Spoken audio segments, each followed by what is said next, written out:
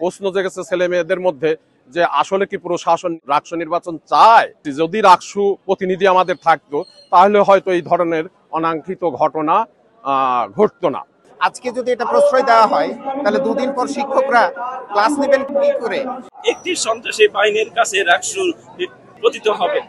আজ যতক্ষণ পর্যন্ত যেসব সন্ত্রাসী কর্মকাণ্ডে যারা জড়িত তাদের বিচার না করবেন তত আমাদের কর্মসূচি চালিয়ে যাব ইনশাআল্লাহ। প্রশাসনেরও আমার মনে হয় যে অনেক আগেই দূরদর্শিতার পরিচয় দেওয়া উচিত ছিল যে এই বিষয়টি আরো 1-2 মাস আগে করতে পারতো অথবা নির্বাচনের পরে যেও করতে পারতো। যেটা প্রশ্ন জেগেছে ছেলে মেয়েদের মধ্যে যে আসলে কি প্রশাসন রাকসু নির্বাচন চায় নাকি চায় না। এটা সাধারণ ছাত্রছাত্রীদের বা এই বিশ্ববিদ্যালয়ের মেজরিটি ছাত্রছাত্রী মুখ থেকে শোনা যাচ্ছে। যেটা আমরা অনুভব করতেছি যে রাকসু নির্বাচন, রাকসু ছেলেমেয়েরা যে মতের যে পথেরই হোক, ছাত্রছাত্রীদের ভোটে নির্বাচিত হয়ে যারা প্রতিনিধি হবেন তারাই ছাত্রছাত্রীদের দাবি দাওয়া সমস্ত কিছু আলোচনা করবেন। আমি গতকালও বলেছি যদি রাকসু প্রতিনিধি আমাদের থাকতো তাহলে হয়তো এই ধরনের অনাকাঙ্ক্ষিত ঘটনা ঘটতো না।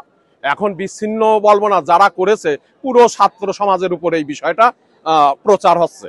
কিন্তু এই কতিপয় ছাত্র যে ঘটনাটা ঘটিয়েছে আমি মনে করি দৃষ্টান্তমূলক বিচার করতে হবে এবং প্রশাসনকে রাকসু নির্বাচনের ছাত্রছাত্রীদের নিরাপত্তা, উপস্থিতি সমস্ত কিছু বিবেচনা করে যুগোপযোগী একটা সিদ্ধান্ত নেবেন এটা প্রত্যাশা করছি। আপনার যেখানে কর্মকর্তা কর্মচারী সহ শিক্ষকরা কোনো কাজই করবেন না, অন্য কোনো কাজ করা চিন্তা করাটাও অবান্তর।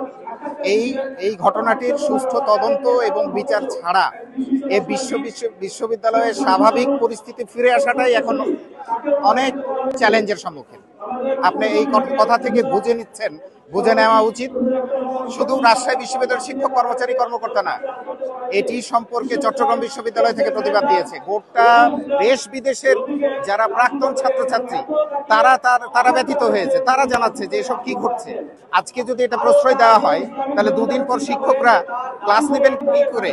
দুদিনরা শিক্ষকরা আর অন্যান্য কাজ কিভাবে করবেন? এটি যতক্ষণ না সুষ্ঠু তদন্ত হয়ে বিচার হচ্ছে ততক্ষণ কোনো কাজই সম্ভব না। হলগুলোতে যে ঝঞ্ঝানি শুরু হয়েছে সেটি রাকসু নির্বাচনের জন্য কোনো সময় শান্ত পরিবেশ বজায় রাখবে না। আমরা প্রশাসনকে বলতে চাই আপনারা এক্ষুনি তাৎক্ষণিকভাবে আপনারা রাকসু বিষয় নিয়ে একটু চিন্তা ভাবনা করেন এবং সকল শিক্ষার্থীদের অংশগ্রহণে যাতে রাকসু নির্বাচন হয় সেই নির্বাচনের ব্যবস্থা আপনারা গ্রহণ করেন। না হলে একটি সন্ত্রাসী বাহিনীর কাছে রাকসু পতিত হবে।